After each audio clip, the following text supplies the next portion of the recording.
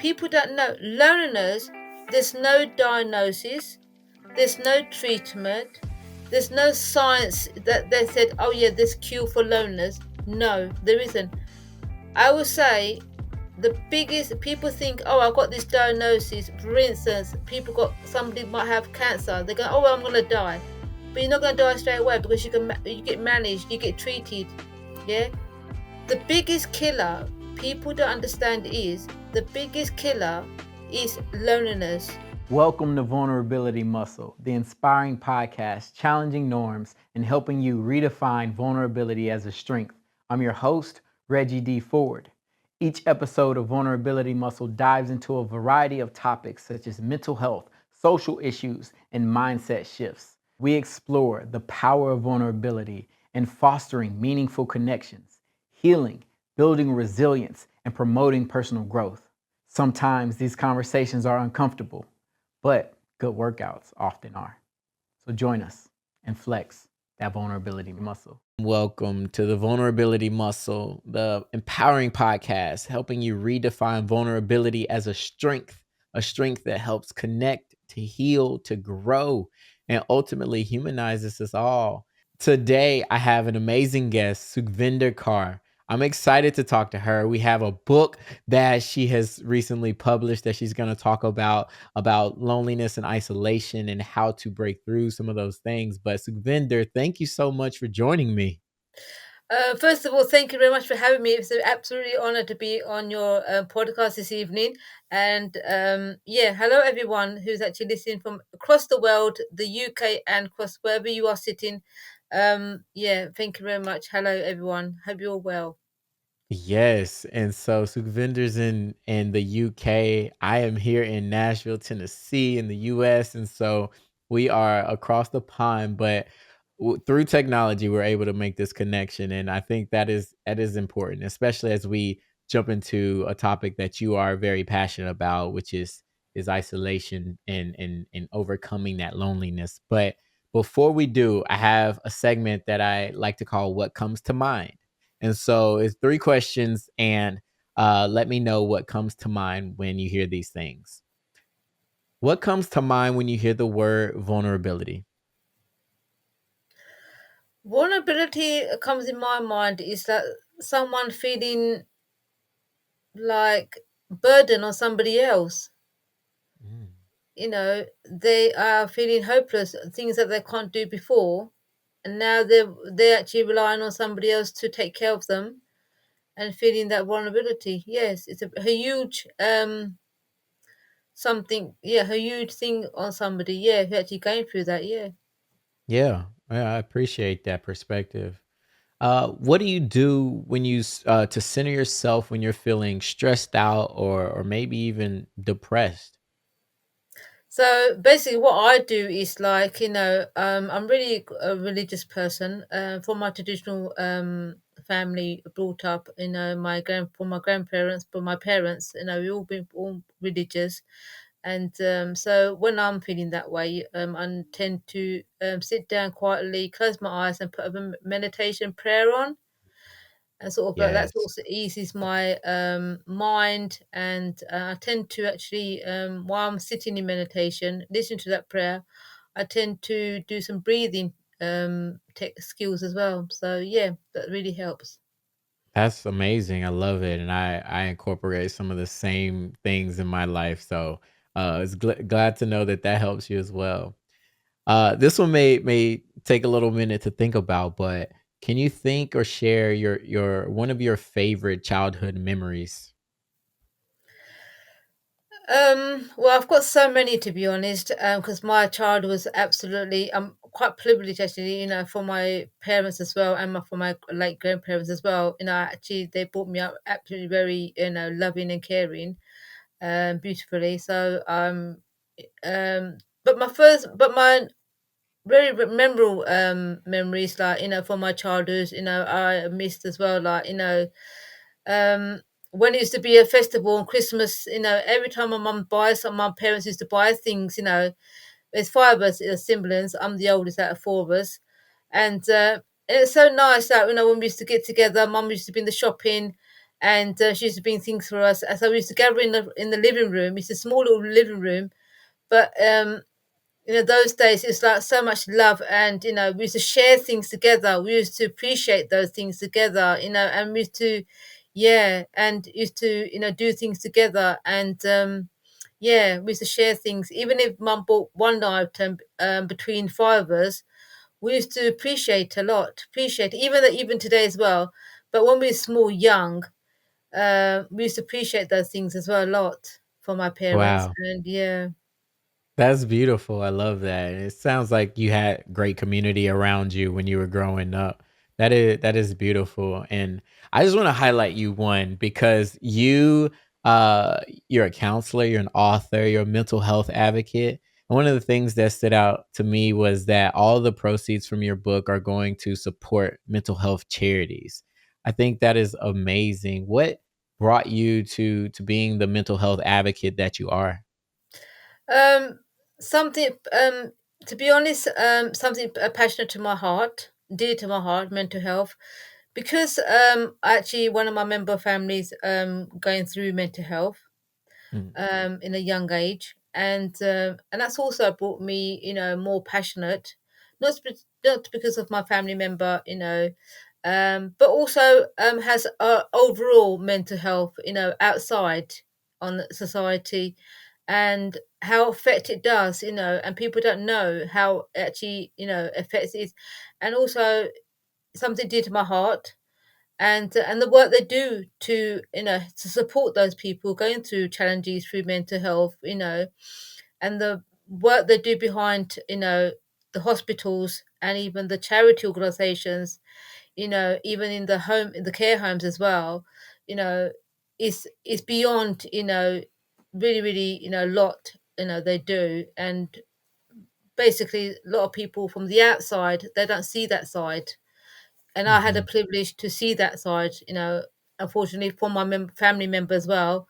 But also overall, being the advocate, for mental health, overall, something dear to my heart, and I've been privileged to be part of that sort of, in I that love sector.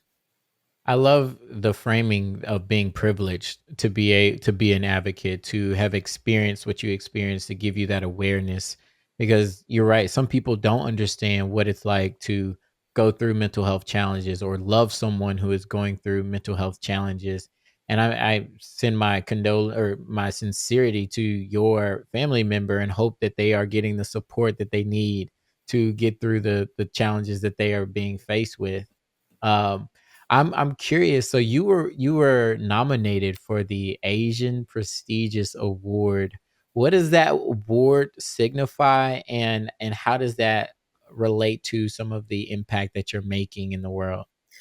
Well, first of all, I've never been nominated, never in my life. So it's something I'm really, really grateful from my heart. Somebody actually, It's well still don't know. deserved. I still don't know who actually nominated for this, award for me. I'm actually grateful. Love to see them, meet them one day, who the person was. So the person's not coming, forward. But yeah, that award is actually Icon Asian Prejudice Award in the UK. It's basically, I've actually done a research myself because I didn't know about these people myself, until I was nominated.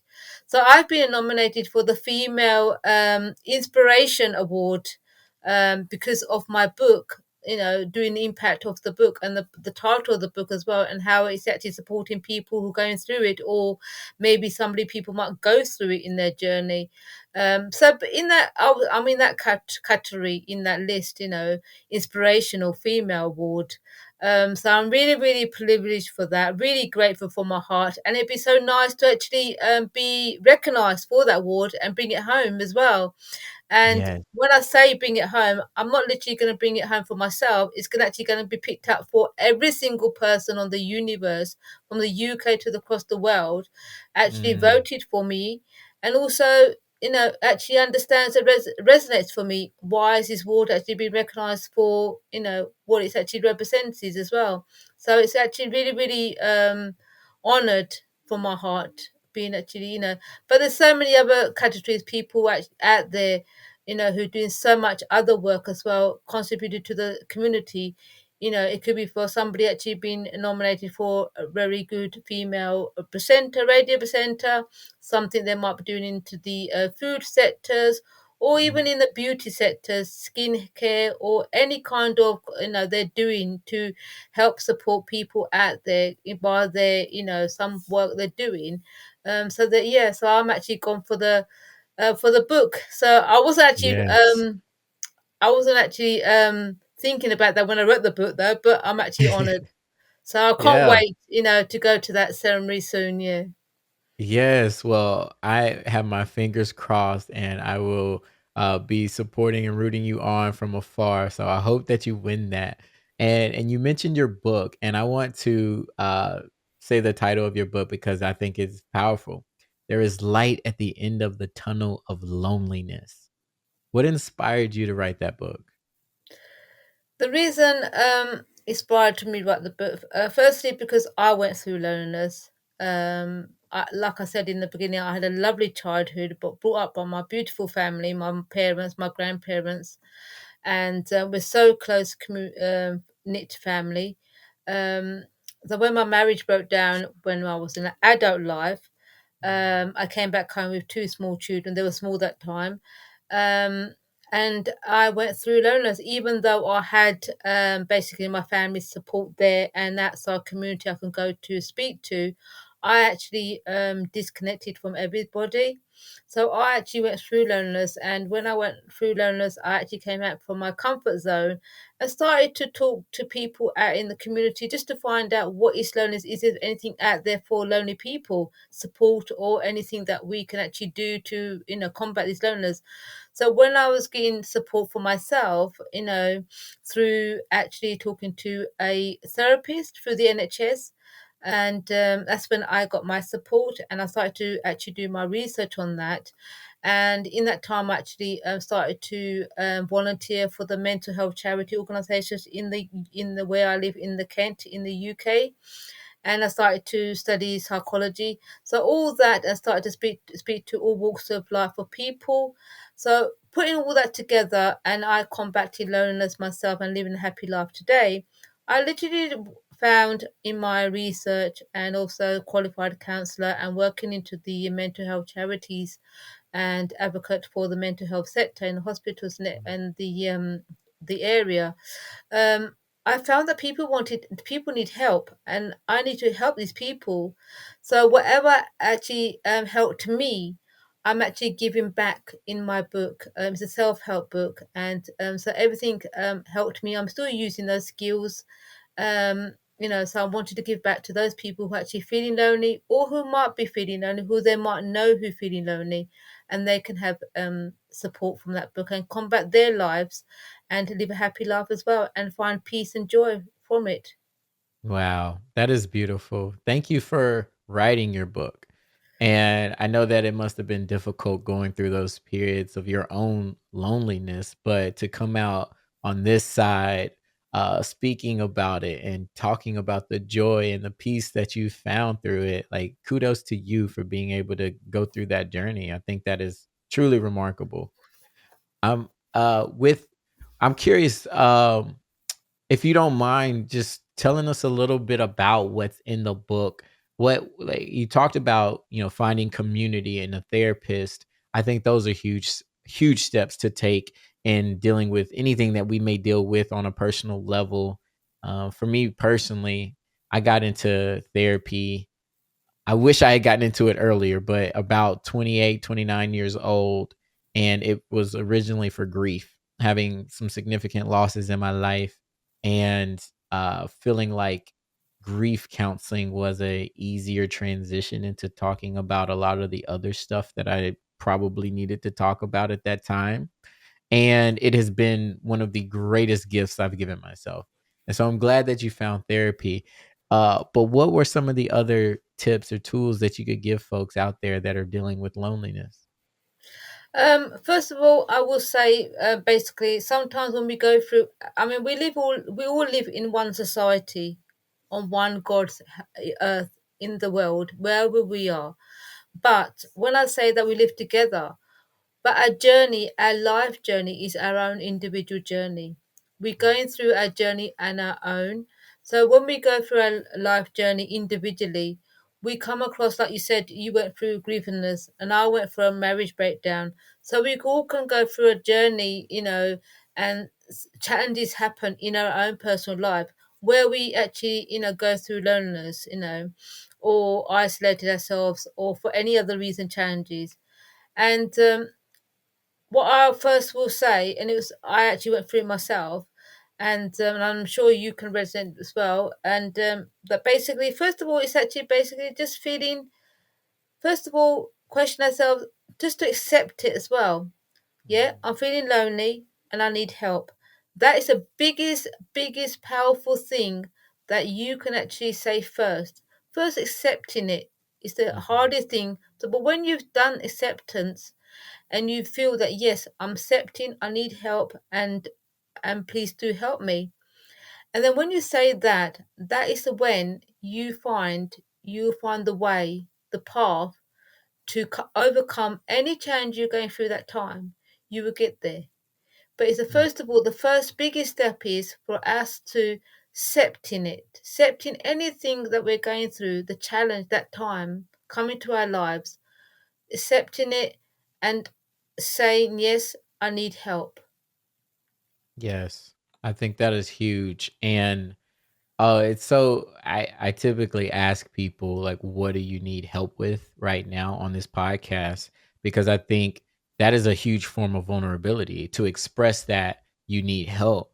But in the redefining vulnerability as a strength, you've clearly shown that that acceptance and that admission of help, needing help, leads to positive things. And so you accepted that in your life and you're encouraging other people to accept it. I think that is a beautiful thing because we all need help. We all come from we're all human, and humans by our true nature, we were born infants needing help from a mother, from a community, and that help doesn't go away. We don't stop needing that help as we progress through life. It just changes. And so I'm glad that that is a big part of what you're encouraging people to do. Is there any distinguishment between being lonely and in solitude, or let me ask it in a different way. Do you see a difference between I am lonely and I am alone? Um, it depends really. Depends on your own situation around you. What are you feeling that time? What is actually going on? First, you have to question yourself. When you accept things, we have to question ourselves, what is making us, are we actually lonely or are we just making ourselves lonely? Or is there something making us lonely? Or is something going to happen or hasn't happened yet? It's going to make us lonely. What is actually going on? What is around us? Why am I feeling this way? What is actually occurring me to feel this way? Even though I have people around me, I might have people around me to so I can lean on to, and somebody to say, okay, I need some support from you, family or friend or neighbors or somebody in your work or you in the community that you can actually go to. But then, why are you feeling that way? It's a big question. So when we start asking ourselves questions, the best thing I will say is really, because rather than we thinking about them, so when we start thinking about things and we go overthink, where does it lead to? It goes back to our minds, doesn't it? It just goes to that small mind, and then when it just actually powers our mind, and we can't see our mind inside it. So basically, what I will say, if you're going through that way, you're lonely, or I'm feeling lonely, or I'm gonna go through lonely, or I am not lonely, or am I really lonely? Start writing it down. Write Mhm. it down. Get a little piece of paper, write how you feel, how whatever you're feeling that time, or your thoughts are coming, or why you're feeling lonely. Because when you write things down on a piece of paper, you actually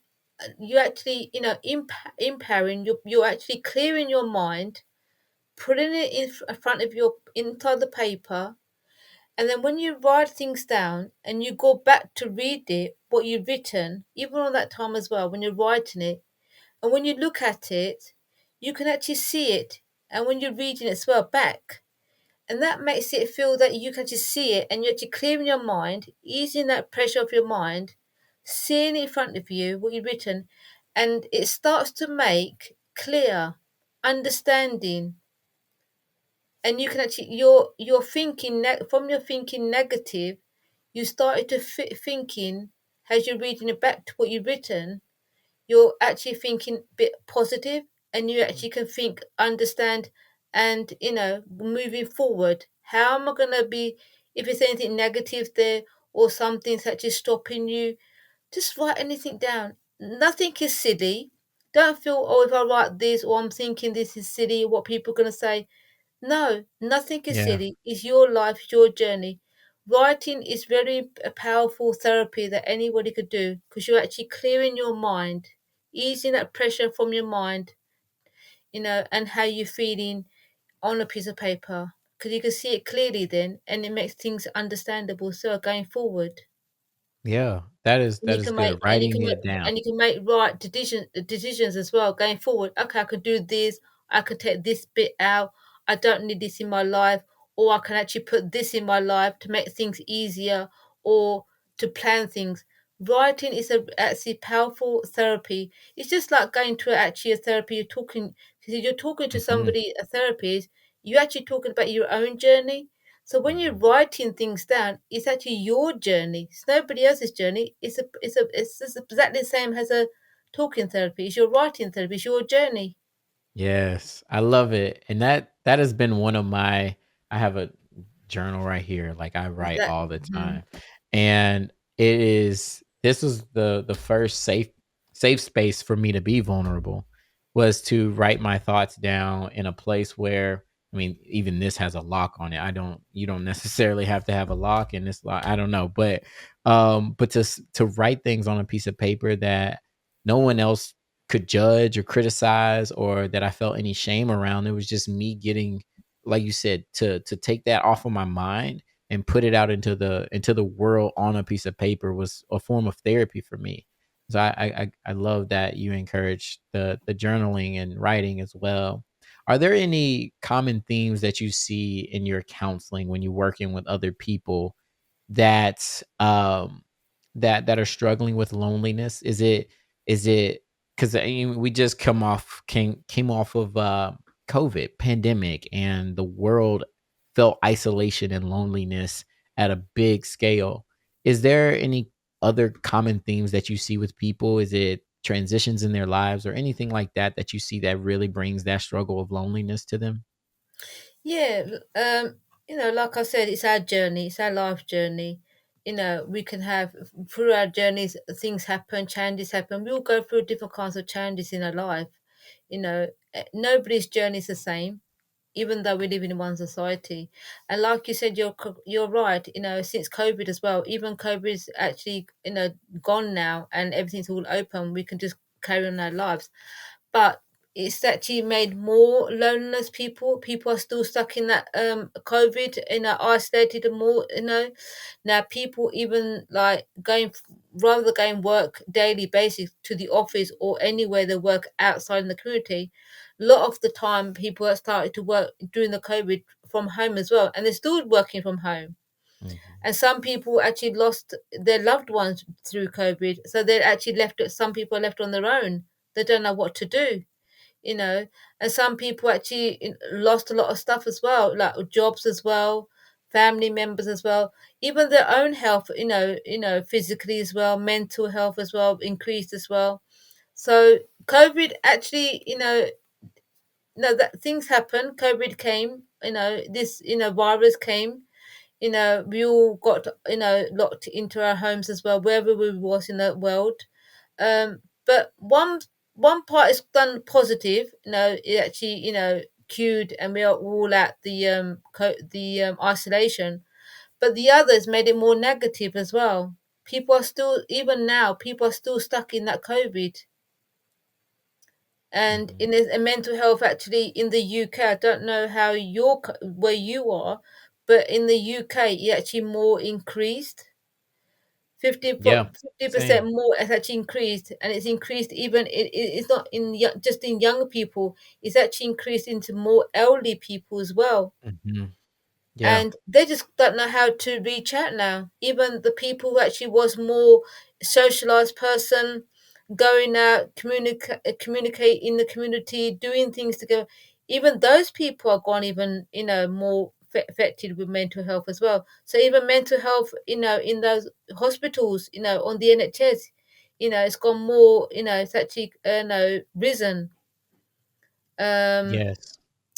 That So that yeah. is common as well here is that post Mm, COVID there's increase in other mental health conditions like mm, anxiety and depression, mm. suicidality, as well as the loneliness. And I think loneliness in itself is kind of a sickness, an illness that plagues us because we are communal creatures. We need to be in community to be to thrive. It's a basic human need, and I think there so yeah, it's interesting to see that it even in different societies and different countries and continents that we're experiencing similar things. You said something earlier about, so one on one hand, your religion and meditating and breathing and get it has helped you get through some of those difficult times in your life. But I'm curious, is do you mind telling us your religion, and then if there has ever been a place where your loneliness was invalidated because of your religion? Yeah, so I'm actually brought up, I'm born a UK, British, Asian. I'm a Sikh, Punjabi. Yeah, and yeah, my religious, I'm always been religious because obviously from my background, from my grandparents, my own parents, and we're all religious family. I'm actually now 2 years now. I'm being baptized as well. So yeah, it's been a valid actually, for loneliness. But even in my community, my Sikh Punjabi community, there is a lot of stigma in the mental Mm, health, and they carry the loneliness associated with the mental health, that anxiety, depression, or other kind of psychosis, or any. They put that one in one umbrella. mhm. But I will say, it has been a valid, but since I've written the book, people are quite more coming to near to me. Why have you written this book?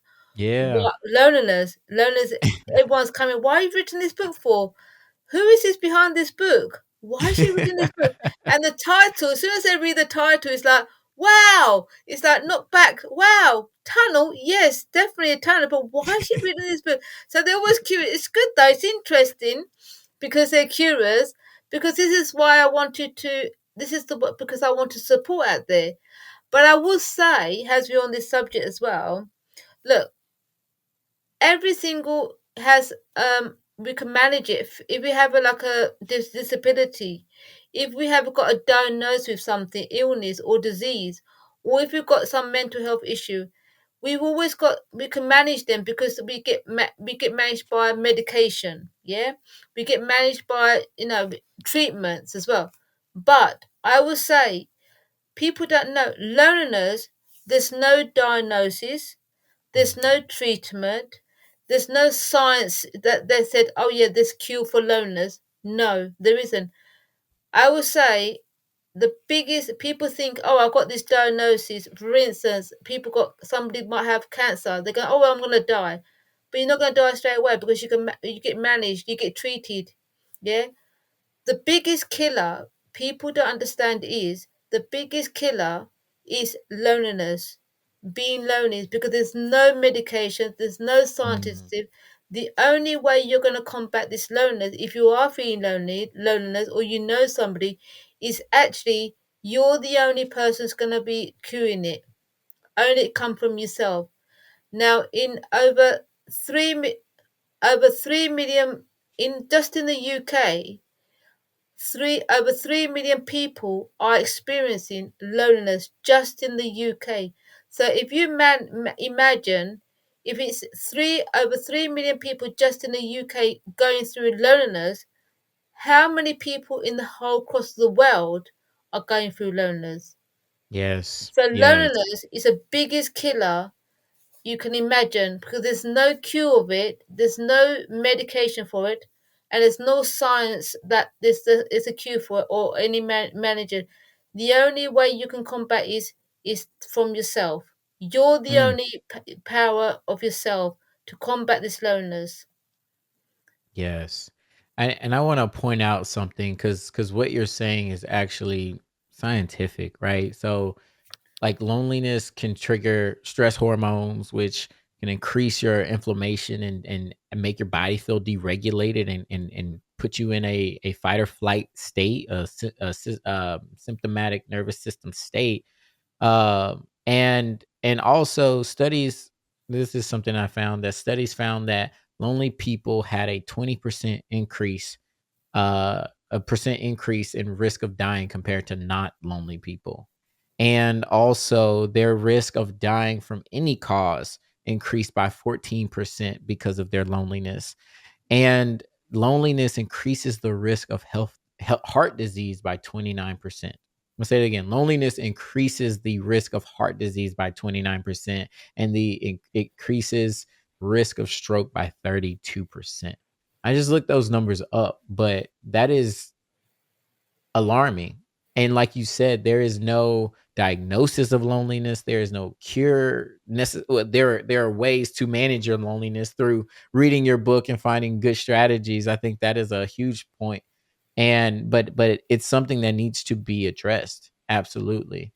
And so it affects our health. It affects our well being. And I appreciate you one changing the mindsets around loneliness. It sounds like you've gotten some people curious and spark their interest in the topic that you're talking about. And I'm definitely interested, and I can't wait to read the book.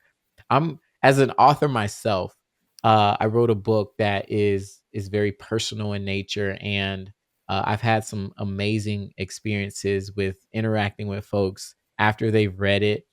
I'm curious what the most touching or the most unexpected response has been from your book or interaction that you've had with somebody. Have you had any of those moments?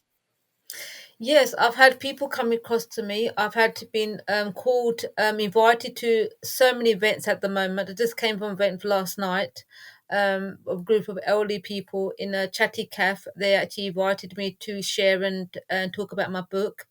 The feedback I'm getting from my book is personally is actually the powerful one is that I've had few people come in. They've been struggling just to get out, and for their mental health, from anxiety, for severe anxiety, even though on medication, but they're still feeling lonely on their own. And those people actually bought the book, and they're saying to me, the feedback, they're saying, oh my god, your book is so powerful. You've made me comfort, the warmth in it, the hope in there, the light, the powerful. I'm taking things out of it. I'm going to try them out now.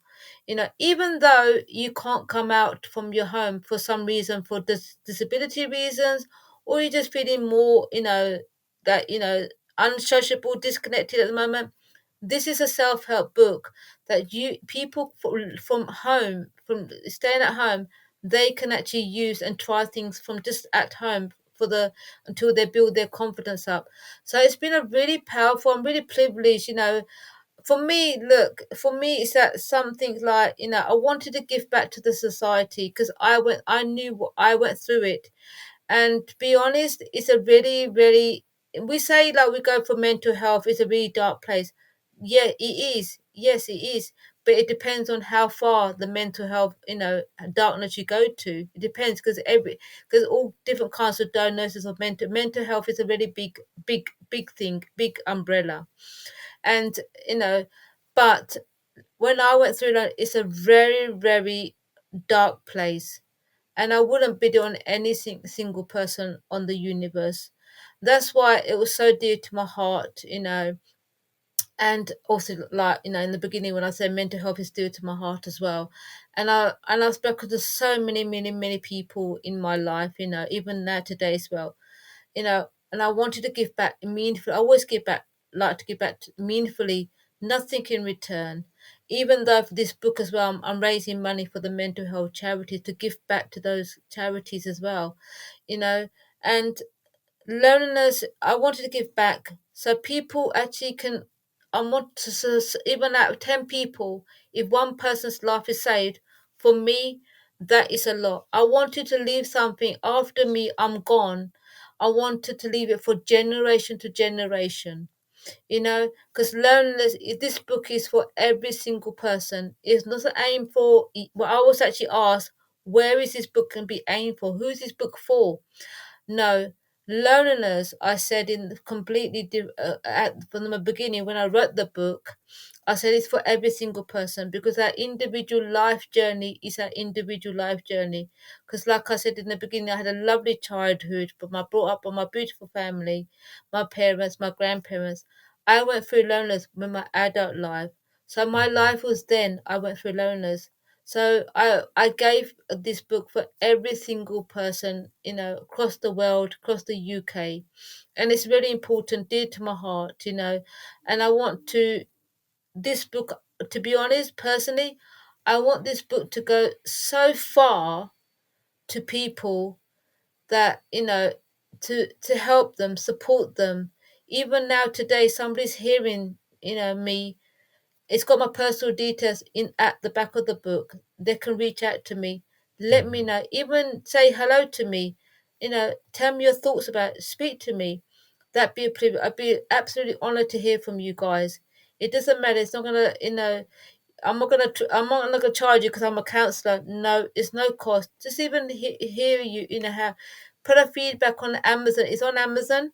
Put a feedback Yes. on Amazon because everybody likes to read the feedbacks as well. Reviews on there as well. That helps Yes. the other person to read it as well. It's on Kindle. It's on hard copy, and yeah, it's really, really, really, really dear to my heart. Loneliness, and it's a very big killer because it actually Mhm. leads to suicidal. It can actually take somebody's life as well. And I'm so grateful Absolutely. today I'm living a happier life and I'm combating my life, from loneliness. And I want to help people out there. And I want this book to go so far and it help people reach people, to they come here. I care for you guys. You're not Mhm. on your own. I'm here for That's you. We're all beautiful. here for you. You're not on your own. Don't feel this way. Here's the book. You know, it's gonna be always with you. So every time you're gonna feel lonely, pick the book up. It's gonna be always with you.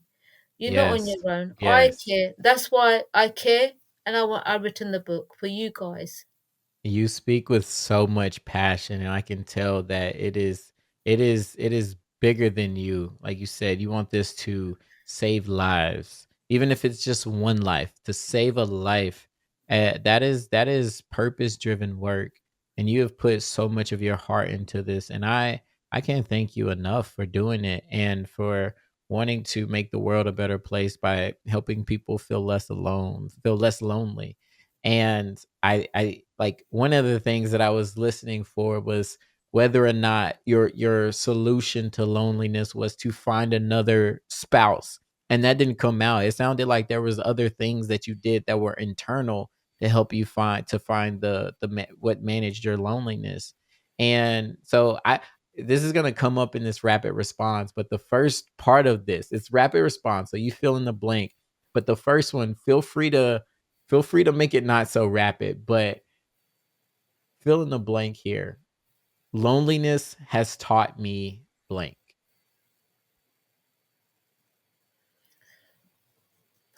Loneliness actually taught me, right? You're not on your own. Mm, If you believed mm. in God, if you believe in God, you're such a religious person. You believe up the person upstairs. You need to believe in yourself. Believe in What do you yourself as say? well. What do you say to the person who hasn't hasn't had the belief in God? How can they feel that? So you don't have to be religious to believe in God. No, no way. Don't think that you have to be religious to walk into a religious place because you're not religious. No, take that negative thinking out. No, everybody's welcome in God's home. God is nowhere, is everywhere, but it's inside you as well. We're all God's children. He looks after us. And like I said in the beginning, we don't have to be religious to believe in God. We are His child, I love and that. He's going to look after us. So the first thing is He's inside. We need to believe in, find a way to believe the light is inside us, and find that light, find that strength. We're not on our own. It's Yes. all inside us. Yes. All right. Rapid response now. My greatest strength is blank. My greatest thing, my strength is my children, my parents, and thirdly, is my whole community, you guys, the people out there. You guys are my strength. Everybody on the universe, the UK, the whole world, you are guys my important people in my life as well. My That's family, my beautiful. parents, my That's children, so and you beautiful. guys. Everybody's one. To me, it's all Yes. one. People. So I Yeah, care for you guys. you have a tremendous community, and I love to hear that they are a source of your strength. That's so good. If I could offer one piece of advice to someone feeling lonely, isolated right now in this moment, one piece of advice, it would be what?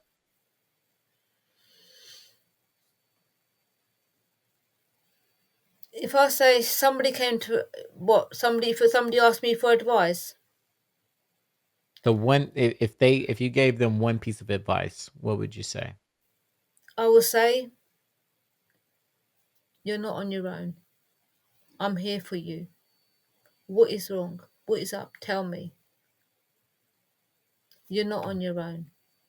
Why are you feeling that on your own? Yes. You be Mm, fine. You be fine. I love their energy. And lastly, a book or resource that has profoundly impacted me is blank. So a book or a resource. I'll probably say resource. A lot of research in the mental health. Mhm. Very powerful. Yeah, understanding And mental health. mental health, yeah. Very Yeah. powerful. I this has been absolutely amazing, Sukhvinda. You are a gift to this world to be able to take a topic like loneliness, which impacts us all, as you've pointed out, and create a resource as your book, and to be the person that you are as a resource to so many people is truly inspiring. And I hope my fingers are crossed that you win this award and that you bring it home and you continue to influence so many people and that you inspire other people to go out, tell their stories, and you lift up communities just as you've been lifted up. Do you have any final thoughts or any last things that you want to leave the listeners? Um, the only thing, first of all, I will say please do kindly vote because the votes are for you guys. Please do vote. A privilege, honoured. I'm going to bring the award for you guys. So yes, let's go and pick the award up, guys, and let's bring it. But my final word will be for every single person hearing this interview, wherever you are, wherever you are. I will say, I want this book to be the powerful beacon. I want this book to be a powerful beacon, to be important, to remind you guys that even on the darkest, there is always light. Mm. Yes, that's beautiful. That's beautiful. How can people reach you if they want to get in touch with you? So, yeah, so in the book, this at the back of my book, when everybody purchases this book, it's got my personal details on there, it's got the website on there, it's got my telephone on there, it's got my email address on there. So please do kindly reach out. It'd be privileged, grateful to hear from you. It'd be honored to hear from you guys. But yeah, so It's all my personal details. I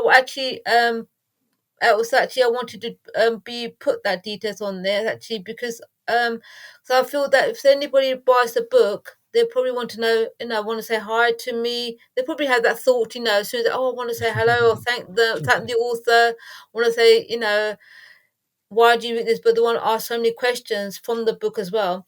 So that's why for me it was really important to, enclose those, details, my personal details in the book as well. So all my personal details were in the book as well. Yeah. Yes. Oh, well, I hope that many, many people reach out. I hope that even more people vote so that you can win the prestigious award that you were nominated for, and that you continue to spread your light and your message across the entire world. And I want to hear, where are you listening from? Are you in the UK? Are you in the US or somewhere else in the world? Leave a comment on YouTube, on Spotify. If you can, reach out. You can find me on Instagram at Reggie D Ford or Vulnerability Muscle. And I would love to hear where you are tuning in from. But Sukhvinder, with all the things that you could be doing and all the places that you could be, I appreciate you being here and me embracing vulnerability. Well, first of all, I'd like to say thank you very much. It's been a privilege talking to you. Thank you for joining us in another episode of Vulnerability Muscle. If you've enjoyed these conversations around vulnerability, please consider leaving a review. Your feedback not only motivates us to continue to do the work that we do, but it allows other people to witness the power of vulnerability. Share your thoughts on YouTube, Apple Podcasts, Spotify Podcasts, or wherever you're listening from. And don't forget to spread the word. You can follow us at Vulnerability Muscle on Instagram and me personally at Reggie D Ford across all platforms. Visit vulnerabilitymuscle.com for additional resources and support. And remember, embracing vulnerability is not a sign of weakness. It is the source of your greatest strength. Sometimes it's uncomfortable, but most workouts are. So keep flexing that vulnerability muscle.